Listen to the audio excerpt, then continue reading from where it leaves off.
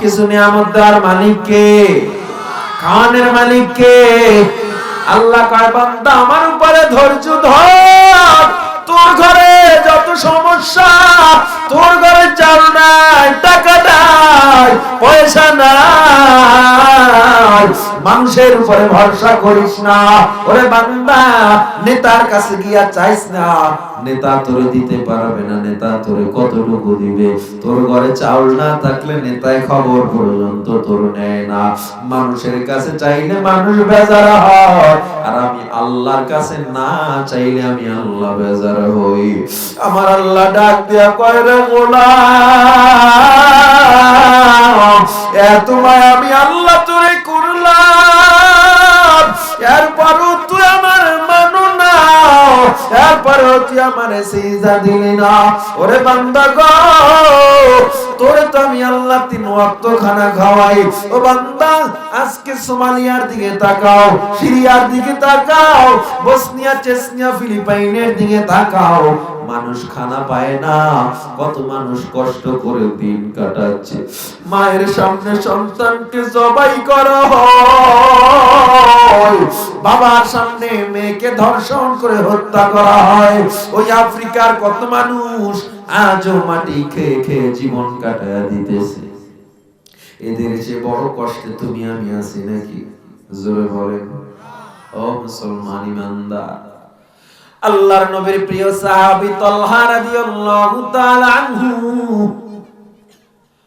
মসজিদে নববী মদিনায় সব সাহাবায়ে কেরাম নামাজ আদায় করে, ফজরের নামাজ আদায়ের পর, সালাম ফিরানের পর সবাই তাসবিহ পড়ে, তাহলিল পড়ে, দোয়া দুরূদ পড়ে।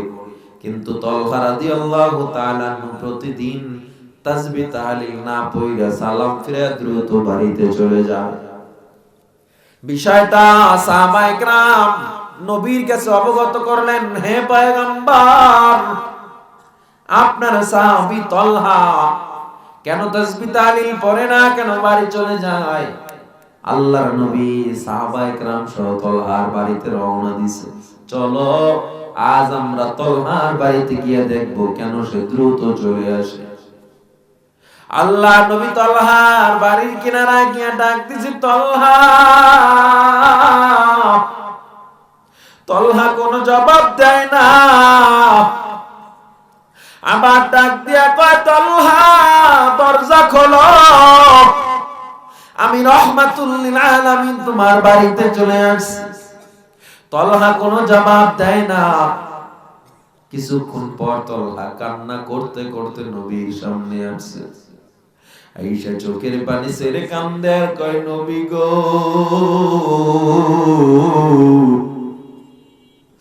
আপনি আমার বাড়িতে আসছেন, আমি জবাব দিতে পারি না, এর চেয়ে বড় হতভাগা আর কে হতে পারে? আল্লাহ নবী বলে, তালহা তুমি কেন জবাব দাও না?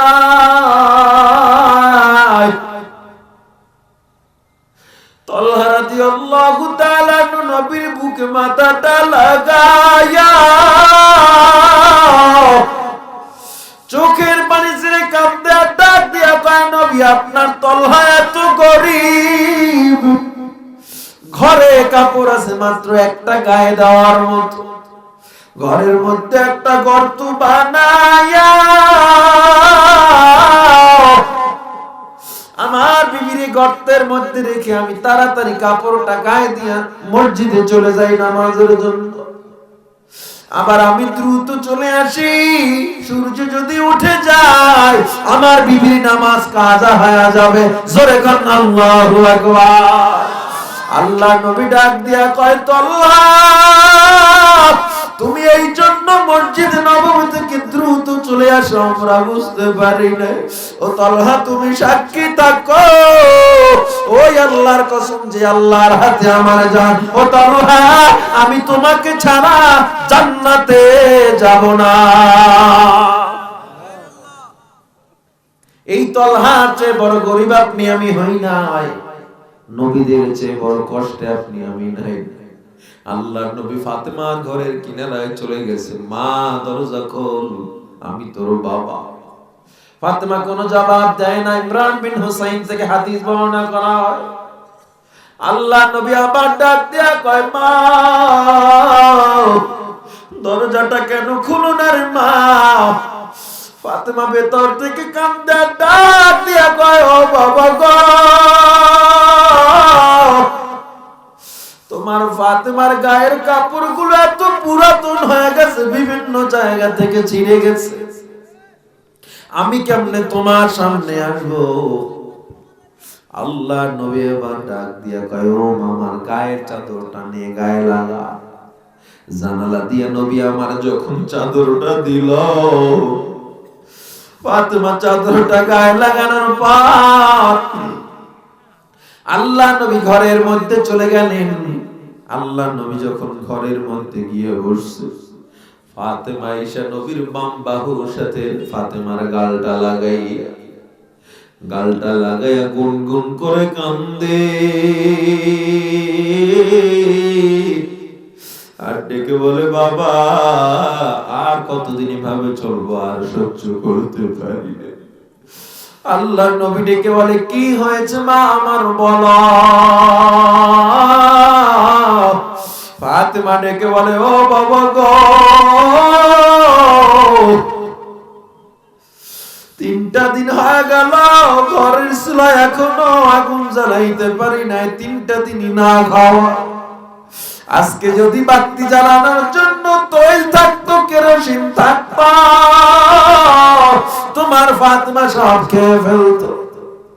আল্লাহ নবী এমনি ফাতেমাকে একটু বেশি ভালোবাসতেন। ফাতেমার কষ্ট নবীজির সহ্য হয় না। আল্লাহ নবী অন্যদিকে তাকাইয়া ফোফায়া ফোফায়া কান্না করতেছে, ফাতেমার কষ্ট। হঠাৎ করে নবী আমার তাকায় কয়, মা আমার আদরের হাসান হুসাইন কই, ওরাও কি না খাওয়া? ফাতেমা কান্দে আর ডেকে বলে, বাবা গো,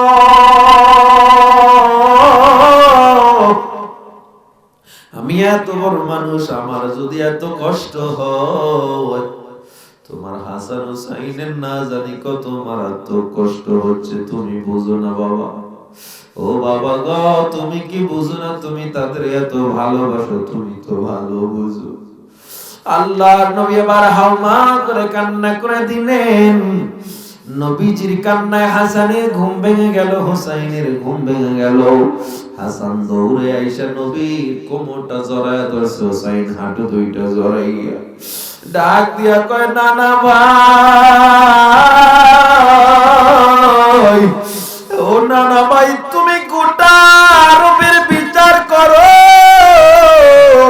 আজকে যদি একটা বিচার না করো, তোমায় আর আমরা মানবো না রে নানা ভাই। আল্লাহ নবী ডাক দিয়া কয়, নাতি কিসের বিচার করবো আমায় বলো? হাসান হুসাইন পেটের থেকে গেঞ্জিটা সরাতে আর তাকা কয়, ও নানা তাকা দেখো, পেটটা পিঠের সাথে লাইগা গেছে। তোমার মেয়ে 3 দিন পর্যন্ত আমাদের খানা দেয় না, আজ তোমার মেয়ের বিচার করতে হবে, এরপরে বাড়ি থেকে যাইবা। আল্লাহ নবী হাসান হুসাইন জড়াইয়া হাউমাউ করে কান্না শুরু করে দিছে। আল্লাহর আরশটা পর্যন্ত থরথর করে কেঁপে উঠল। জিবরিল আমিন আল্লাহর কাছে গিয়া কয়, আল্লাহ,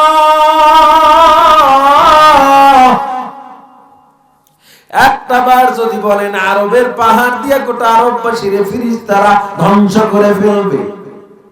ও আল্লাহ, নবীর কান্না সহ্য করা যায় না, আল্লাহ তাড়াতাড়ি নবীর কান্না বন্ধ করার ব্যবস্থা করে। এদিক দিয়া হাসান হুসাইন ছোট মানুষ, কথা শোনে না, শুধু কান্না করে। আল্লাহ নবী কয়, হাসান ধৈর্য ধর, ধৈর্যের ফল বড় সমিষ্ট হয়। কিন্তু হাসান হুসাইন কথা শোনে না, শুধু কান্না করে, ছোট মানুষ, খোদা খোদা। আল্লাহ নবীর দিকে আবার হাসান হুসাইন তাকায়া ডাক দিয়া কয়, নানা ভাই, তুমিও তো আমাদের খবর নেও নাই। আল্লাহ নবী আবার কয়, ও হাসান, ও হুসাইন, আমার মুখ বন্ধ রাখতে আর দিলি না, তোরাও তো আমার খবরটা পর্যন্ত নেও নাই। আল্লাহ নবী এবার নিজের চাদরটা পেট থেকে সরায়া দিছে, আর কয় তোরা তো 3 দিন পর্যন্ত খাও না, আর দেখ তোর নানায় 7 দিন পর্যন্ত এখনো কিছু খায় না। ক্ষুধার জ্বালায় নবীজি মোর বেঁধেছিলেন পেটে পাথর, কাতর হয়ে মাঝে মাঝে পড়ে যেতেন জমিনে, নবী বিনে কে তারাবে পুলসিরাত মিজানে। চলো চলো চলো মুমিন চলো নবীর সন্ধানে, নবী বিনে কে তারাবে পুলসিরাত মিজানে। এমন এতিম নবী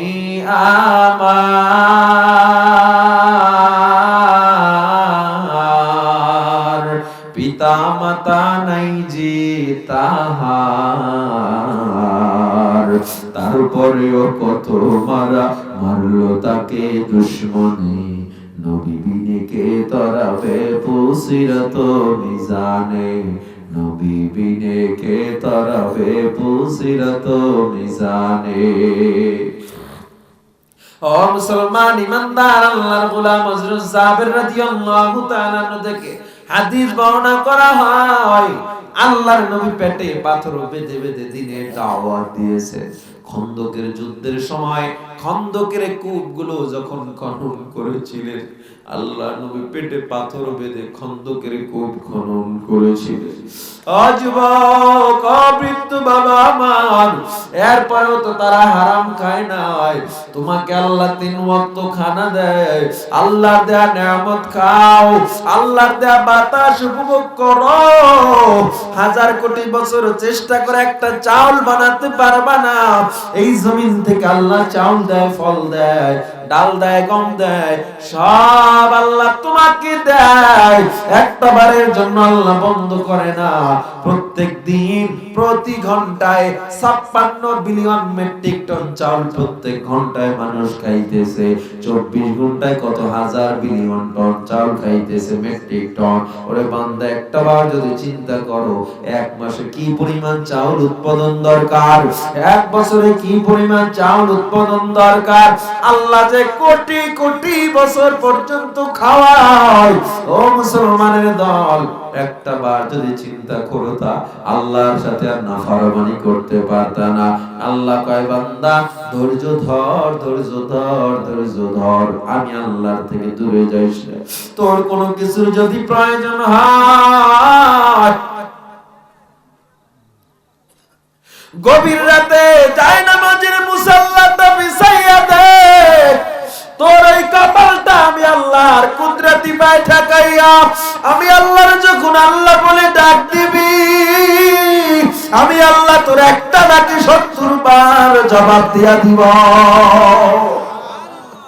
কার কাছে চাও? যার কাছে চাইলে মানুষ বড় বেজার হয়, তার কাছে চাও। অতি গভীর হয় রজনী যখন, নীরবে প্রভুর নাম জপিও তখন। প্রভুর করুণা যদি পাইবারে চাও, গভীর রাতে উঠে প্রভুর গুণগান গাও। কার কাছে চাইতে হবে? আরো জোরে বলেন। নাকি মানুষের কাছে?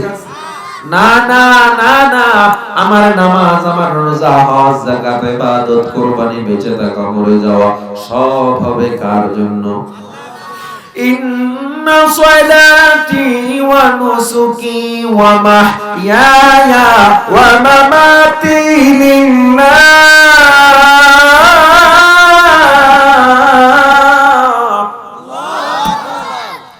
ওয়া মাহইয়ায়া ওয়া মামাতি লিল্লাহি রাব্বিল আলামিন।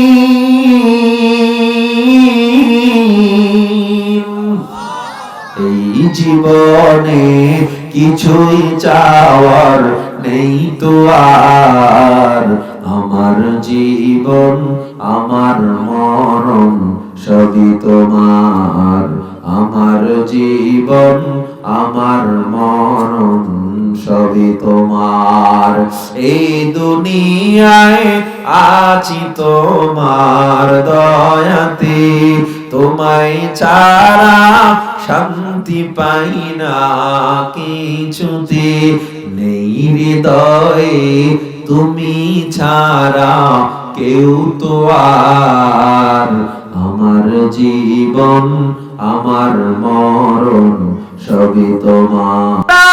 তুই যতবার দেখো সূর্যটার এত পাওয়ার, তাও আমি আল্লাহ বানাইলাম কুন ফায়াকুন বইলা। আমি আল্লাহ বললাম সূর্য হও, সূর্যটা হয়ে গেল। আমি আল্লাহ বললাম ও চন্দ্র হও, চন্দ্রটা হয়ে গেছে। আমি আল্লাহর বানাতে হয় নাই, আমি আল্লাহর ইশারায় ব্যাটেল জিউস হইল, আমি আল্লাহর ইশারায় প্রক্সিমা সেন্ট্রাই হইল, আলফা সেন্ট্রাই এ হইল, আলফা সেন্ট্রাই বি হইল। আমি আল্লাহর ইশারায় আসমান জমিন গ্রহ নক্ষত্র হইল। কিন্তু তুই আমার কাছে এত মায়ার, খলাকতু বিয়াদাইয়া, আমি আল্লাহ তোরে নিজ কুদরতি হাত দিয়া বানাইছি। তোরে আমি কত দয়া করছি, তুই এতটুকু ধৈর্য ধরতে পারো না? তুই এই আল্লাহর উপরে এতটুকু ভরসা করতে পারো না? তোরে যেই পানি আমি খাওয়াই, যেই বাতাস দেই, যা কিছু তোকে আমি আল্লাহ তোকে উপভোগ করতে দিচ্ছি, তুই এরপর আমি আল্লাহরে মানো না? তুই আমি আল্লাহর কুদরতি পাই তোর কপালটারে ঠেকাও না? এতটুকু ধৈর্য ধরো না? তুই হারাম খাইতে চলে যাও, তুই কি নবীদের চেয়ে বেশি কষ্ট করতেছ? আমার আল্লাহ একটু রাগ কইরা বলেন, কাইফা তাকফুরুনা বিল্লাহ,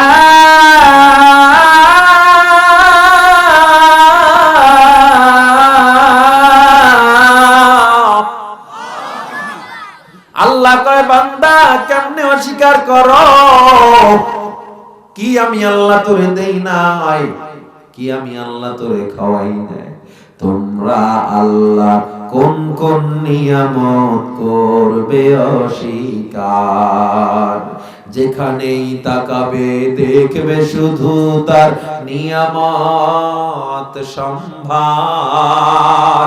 তোমরা আল্লাহ কোন কোন নিয়ামত করবে অস্বীকার? যিনি তোমাদের শিক্ষা দিয়েছেন আল কোরআন, কথা বলবার শক্তিও তিনি করেছেন দান।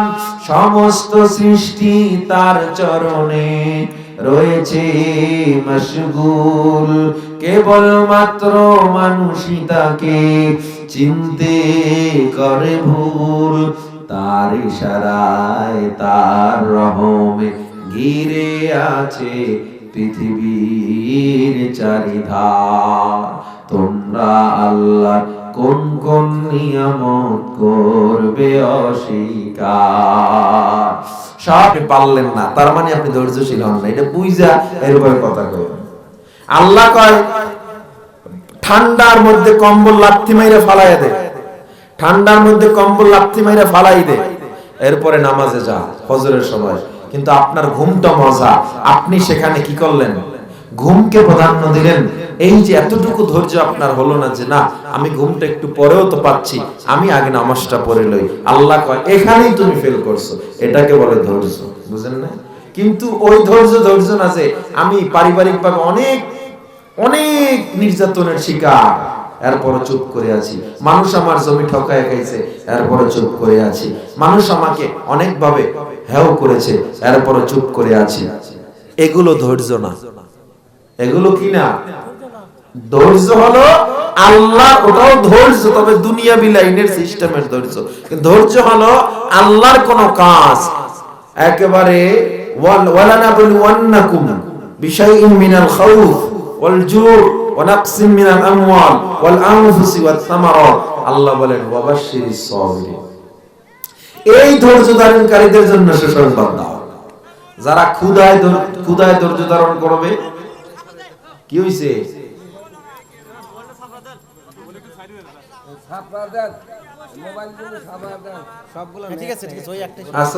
একটাই শুধু আপনি দেন, পাশে দেন, দূর থেকে আসছে, এদের সাথে চিল্লা পাল্লা করেন না।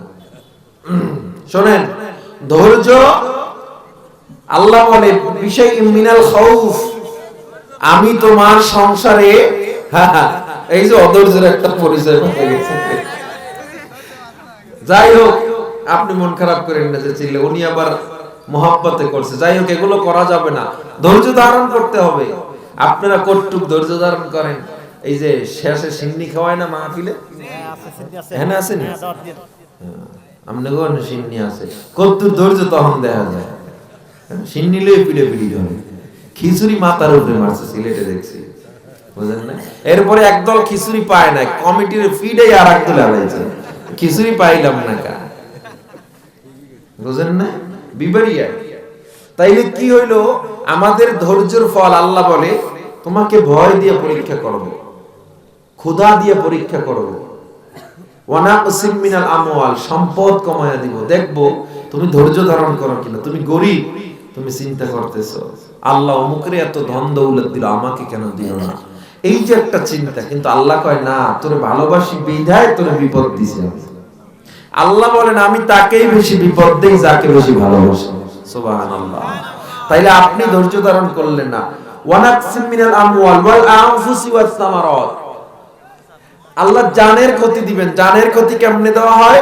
ওই সন্তান দুনিয়া থেকে চলে যাবে, পানিতে পড়ে মারা যাবে, এই সময় দেখবো তুমি আল্লাহর উপরে বিলাপ করে আল্লাহর উপরে অভিযোগ তুলতেছো নাকি শুকর আদায় করতেছো।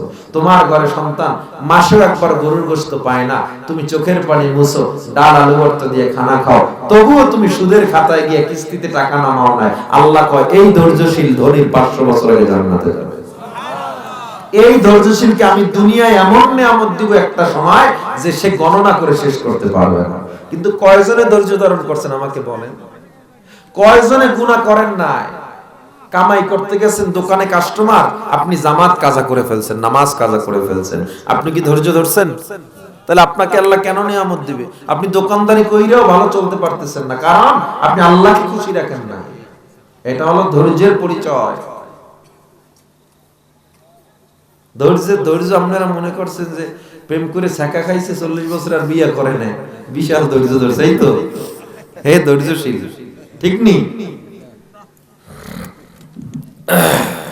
ধৈর্য শোনেন, আল্লাহর নবীদেরকে আল্লাহ যে পরিমাণে পরীক্ষা করেছেন, তার 1000 ভাগের 1 ভাগ যদি আল্লাহ আমাদেরকে করত, আমরা সব জাহান্নামে যাইতাম না। সব আমরা ধৈর্য ধরতে পারতাম না, কারণ আল্লাহ এখনই আমাদেরকে নিয়ামত খাওয়াচ্ছে। সূর্যটা পৃথিবী থেকে 9,30,00,000 মাইল দূরে। এই পৃথিবী 8 মিনিট 40 সেকেন্ড বসে পৃথিবীতে সূর্য আলো দেয়। কথাগুলো বুঝছেন? সূর্যটা পৃথিবী সৃষ্টির আরো কয়েক কোটি বিলিয়ন বছর আগে আল্লাহ বানাইছেন। সূর্যের বায়ুমণ্ডলে যেতে বিজ্ঞানের এই 650 বছর লাগছে। বায়ুমণ্ডল বুঝেন, ওর একটা এরিয়া আছে। 2018 সালে ইউনাইটেড স্টেট অফ আমেরিকা নাসার বিজ্ঞানীরা কেবল একটা যানবাহন পাঠাইছে, ওর বায়ুমণ্ডল থেকেও সূর্য আরো 3 কোটি কিলোমিটার দূরে।